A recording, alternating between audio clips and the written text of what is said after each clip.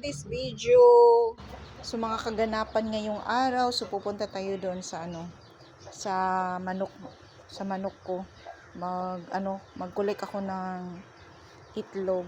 Ano lang naman yun, tatlo lang naman yung Rhode Island, taka isang lalaki ba, apat lahat. So mag-start na ako. Pupunta tayo dali, ubaniko ninyo.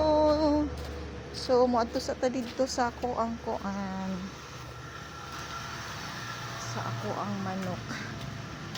Mag-collect tag itlog. Kay bago pa magud ni sila ng itlog ba. Bago pa kay siya nag-itlog. So ubaniko ninyo ha, mga maninay. Tanawon na to kung nanabay itlog.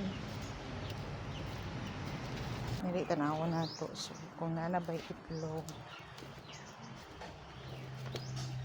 Oh, okay. Naanay isa ka egg. Ato ni siyang kolektahon kay para pag mudaghan. Ato siyang i-incubate kay di man gud ni sila mo lumlum. So, hatuan sa nato dito sa pikas kay nanabay sulod. Mga pa ni sila nag-start, mga 3 days pa ni sila nakaitlog, nag-start og itlog. So, ato siyang tanawon kung naaba. So, wala pa gyud.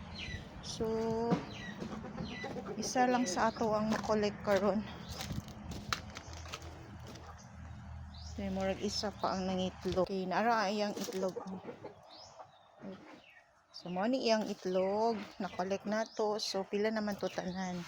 Mga 6 na iyahang.